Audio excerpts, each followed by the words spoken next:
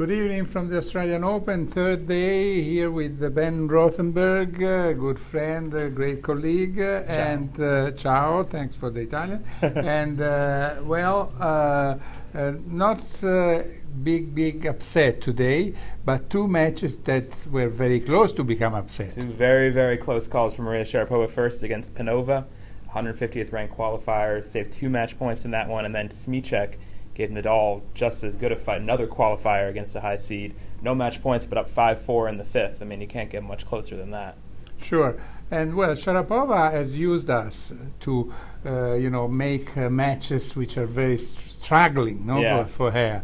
But Panova was a bit of a surprise. 150, nobody expected to be so competitive. But she played very freely. She served really well.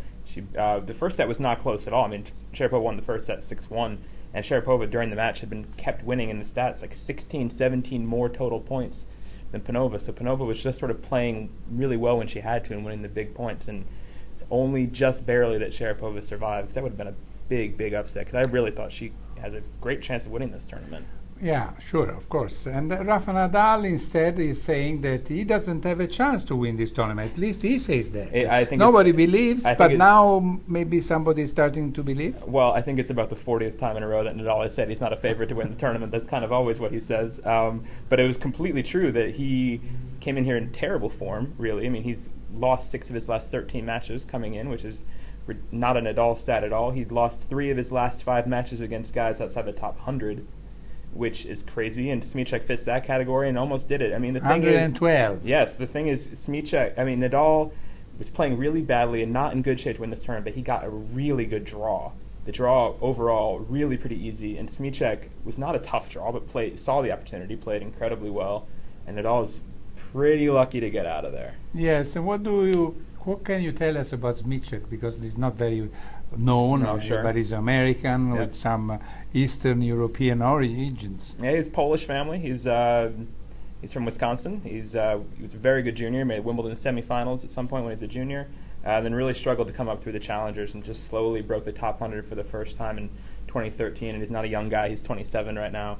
So he's worked very hard, very likable guy, very nice guy. And I think people saw that in the last game when the fans shouted out as Rafa was serving and Smicek gave Nadal the chance to do over the point at 6-5 in the fifth. I mean, you don't see that from a lot of people. So I'm hoping people remember that when they do their sportsmanship voting at the end of the year. It goes to Federer every year, and Federer's great, but maybe throw Tim Smicek a couple of votes this time. It'd be a nice consolation prize for the defeat, for sure. And Nadal celebrated as if he had won the Australian Open, on his knees, almost crying.